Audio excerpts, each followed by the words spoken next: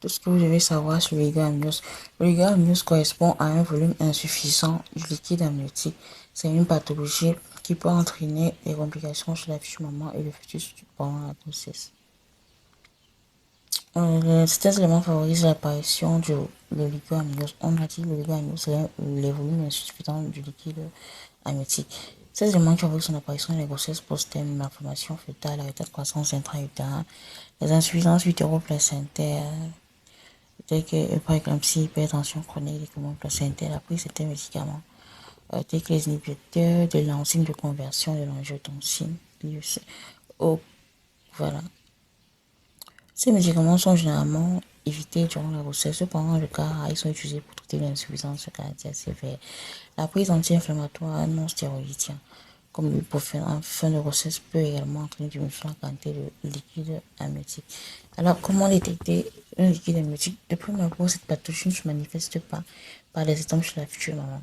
Donc, pour remarquer la taille de l'utérus plus petite que la normale à certaines dates précises de la grossesse, les mouvements fœtaux ne sont pas en risque car ils peuvent être nettement réduits. Dès lors, trois examens peuvent permettre de diagnostiquer le liquide amniotique. Nous avons entre autres la mesure échographique. Oui. Elle consiste à mesurer l'index du liquide amniotique. Un examen échographique complet est régulièrement prescrit pour repérer d'éventuelles malformations fœtales. Si l'examen échographique complet indique un risque de malformation fœtale ou d'insuffisance utéro-placentaire, les tests complémentaires sont réalisés. Parmi les tests complémentaires, nous avons une amniosynthèse plus un karyotype, examen qui détecte les anomalies chromosomiques chez le fœtus. Oui, à l'aide d'une échographie de Doppler, les médecins évaluent la taille ombilicale pour repérer les insuffisances utéro-placentaires et les croissances intra-utérines. Est-ce que le liquide amnios peut entraîner des complications? Oui, une quantité insuffisante de liquide amniotique peut également provoquer des complications. On peut citer par exemple le liquide amniotique, voilà. On peut citer les malformations fœtales. Si le fœtus est comprimé, la quantité de liquide est fortement réduite, ce qui peut entraîner la malformation des membres. Oui, chez le bébé, un nez aplati, un menton fuyant et d'autres problèmes. On a le syndrome de Porter.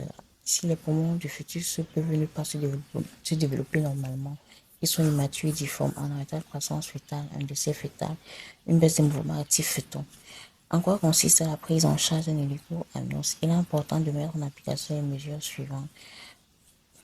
Pour la prise en charge, bien sûr, échographie pour suivre le développement du fœtus et mesurer le niveau de liquide amniotique. Tous les 4 semaines, la femme enceinte effectue une échographie afin de suivre l'indice de liquide amniotique et la croissance du bébé. Cependant, si la croissance du fœtus est plus lente que la normale, ces examens sont réalisés toutes les 2 semaines. Une fois par semaine, un suivi régulier de l'indice amniotique est nécessaire pour vérifier s'il continue de diminuer. Il y a le suivi du rythme cardiaque du fœtus, traitement d'affections sous-jacentes, parfois des drainages du liquide amniotique. L'accouchement, c'est en cas de quantité insuffisante de liquide amniotique. Oui.